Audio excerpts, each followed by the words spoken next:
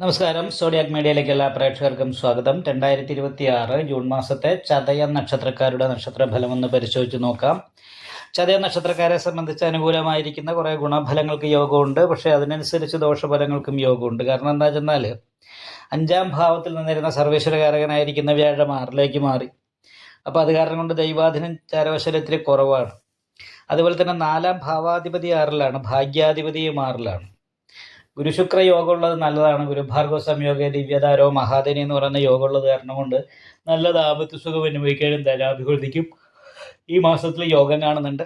എന്നാൽ പോലും 7ാം ഭാവത്തിൽ ഘടനകാരകനായിരിക്കുന്ന കേതു നിൽക്കുകയും 7ാം ഭാവാധിപതി 4 നിൽക്കുകയും ചെയ്യുന്നത് കാരണമുണ്ട് ഭാര്യയ്ക്ക് കുറച്ച് ദേഷ്യം എടുത്തേട്ടം പോലുള്ള പ്രശ്നങ്ങൾ ഉണ്ടാകുകയോ അല്ലെങ്കിൽ എന്തെങ്കിലും ശാരീരികമായിട്ടുള്ള രോഗാവസ്ഥ ഉണ്ടാകുകയോ ചെയ്യുന്നത് കൊണ്ടുള്ള മാനസിക ടെൻഷൻ അനുഭവിക്കാൻ സാധ്യതയുണ്ട്.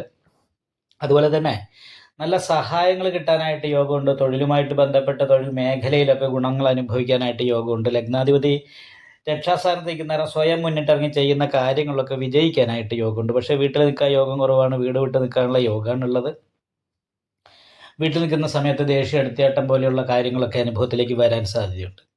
മാത്രമല്ല, പറയേണ്ട സമയത്ത് പറയേണ്ട കാര്യങ്ങൾ പറയാതെ ഇരിക്കുന്നത് കാരണം കൊണ്ടുള്ള ചെറിയ പ്രതിസന്ധികൾ ഉണ്ടാകാൻ സാധ്യതയുണ്ട്. എന്ന് വെച്ചാൽ വേണ്ടപ്പെട്ടവർക്ക് നമുക്ക് കിട്ടേണ്ടിയിരുന്ന ഗുണങ്ങൾ പലതും നഷ്ടപ്പെട്ടു പോവുക. വേണ്ടപ്പെട്ടവർ നമ്മളിൽ നിന്നും പ്രതീക്ഷിക്കുന്ന രീതിയിലുള്ള പെരുമാറ്റവും സംസാരം നമ്മുടെ ഭാഗത്ത് നിന്ന് ഉണ്ടാകാതെ ഇരിക്കുന്നത് കൊണ്ട് അവർക്ക് അപ്രീതി പോലെയുള്ള പ്രശ്നങ്ങൾ ഉണ്ടാകുക. അപ്പോൾ ഇങ്ങനെയുള്ള കാര്യങ്ങളൊക്കെ ശ്രദ്ധിക്കണം. പ്രത്യേകിച്ചും കുടുംബത്തിൽ വയസ്സിന് മൂത്തവർ, പിതൃസ്ഥാനത്തുള്ള വ്യക്തികൾ, അവരെയൊക്കെ അവോയ്ഡ് ചെയ്യുന്നു എന്നുള്ള തോന്നൽ അവർക്ക് ഉണ്ടാകുമ്പോൾ അതിൻ്റേതായിരിക്കുന്ന മാനസികമായിട്ടുള്ള വിഷമങ്ങളും കാര്യങ്ങളൊക്കെ അല്ലെ അവരുടെ ശത്രുത പോലെയുള്ള മനോദുഃഖം പോലെയുള്ള കാര്യങ്ങൾ നമുക്ക് ശത്രുദോഷമായിട്ട് അനുഭവപ്പെടാൻ സാധ്യതയുണ്ടെന്ന് മനസ്സിലായിക്കൊണ്ട് എല്ലാവരോടും നല്ല രീതിയിൽ പെരുമാറാനായിട്ട് ശ്രദ്ധിക്കുക. ഒന്നും പിന്നെ മനസ്സിലൊന്നും ഇല്ലാത്തത് കൊണ്ട് മറ്റെന്തെങ്കിലും പ്രശ്നങ്ങൾ ചിന്തകൾ കൊണ്ടൊക്കെ ആയിരിക്കാൻ പോലും എങ്കിൽ പോലും അവർ വിചാരിക്കുന്ന അവരെ അവോയ്ഡ് ചെയ്തു എന്നുള്ള രീതിയിലായിരിക്കും. അപ്പോൾ അത് കാരണം കൊണ്ട് അങ്ങനെയുള്ള അവസ്ഥകൾ ഉണ്ടാകാതെ ഇരിക്കാൻ ശ്രദ്ധിക്കണം. എന്തിനിറങ്ങിയാലും ആദ്യം ഒരു തടസ്സമുണ്ടാകാനും സാധ്യതയുണ്ട്. കാരണം ഘടനകാരകനായിരിക്കുന്ന കേതു നിവർത്തി സ്ഥാനത്താണ്.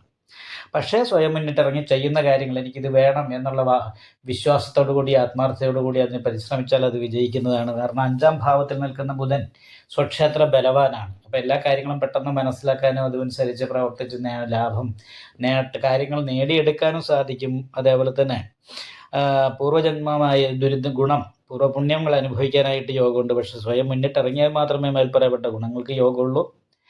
അതുപോലെ തന്നെ വിദേശയാത്ര പോലെയുള്ള കാര്യങ്ങൾ, വിദേശത്ത് വീട് വിട്ട് അന്യദേശത്ത് നിന്ന് തൊഴിലെടുക്കാനൊക്കെ യോഗമുണ്ട്. കർമാധിപതി ബലവാനായത് കാരണം ടെക്നിക്കലായിട്ടൊക്കെയുള്ള മേഖലയിലൊക്കെ തൊഴിലെടുക്കുന്നവർക്ക് വളരെ നല്ല ഗുണമുണ്ട്. അതേപോലെ തന്നെ നഴ്സിംഗ് പോലെയുള്ള തൊഴിലെടുക്കുന്നവർക്കൊക്കെ നല്ല നേട്ടങ്ങൾ ഉണ്ടാകാനായിട്ട് യോഗമുണ്ട്. പക്ഷേ വിപരീത സ്വഭാവമാണ്. സന്തോഷിച്ചിരിക്കുമ്പോഴാണ് പെട്ടെന്ന് ടെൻഷൻ ഉണ്ടാകുക. അപ്പം അങ്ങനെ ചെറിയൊരു പ്രശ്നമുണ്ട്. അത് കാരണം അതിന് ദോഷത്തിന് പരിഹാരമായിട്ട് നാഗപൂജ ചെയ്യണം. അതേപോലെ എന്ത് കാര്യത്തിന് ഇറങ്ങിയാലും ആദ്യം ഒരു തടസ്സം ഉണ്ടാകാൻ സാധ്യതയുണ്ട്. അത് കാരണം കൊണ്ട് നവഗ്രഹ പൂജ ചെയ്യുന്ന ക്ഷേത്രത്തിൽ രാഹുപൂജയും കേതുപൂജയും ശനി പൂജയും ചെയ്യണം. കാരണം നിങ്ങൾക്ക് ഈ വീഡിയോ ഇഷ്ടപ്പെട്ടാൽ ലൈക്ക് ചെയ്യുക, നിങ്ങളുടെ അഭിപ്രായങ്ങൾ കമൻറ്റ് ചെയ്യാം. ജ്യോതിഷവുമായി ബന്ധപ്പെട്ട കൂടുതൽ കാര്യങ്ങൾ അറിയാൻ ഈ ചാനൽ സബ്സ്ക്രൈബ് ചെയ്യുക. ഞങ്ങളുടെ ഓൺലൈൻ കൺസൾട്ടൻസി നമ്പർ താഴെ ഡിസ്ക്രിപ്ഷൻ ബോക്സിൽ കൊടുത്തിട്ടുണ്ട്. ആവശ്യമുള്ളവർക്ക് കോൺടാക്റ്റ് ചെയ്യാവുന്നതാണ്.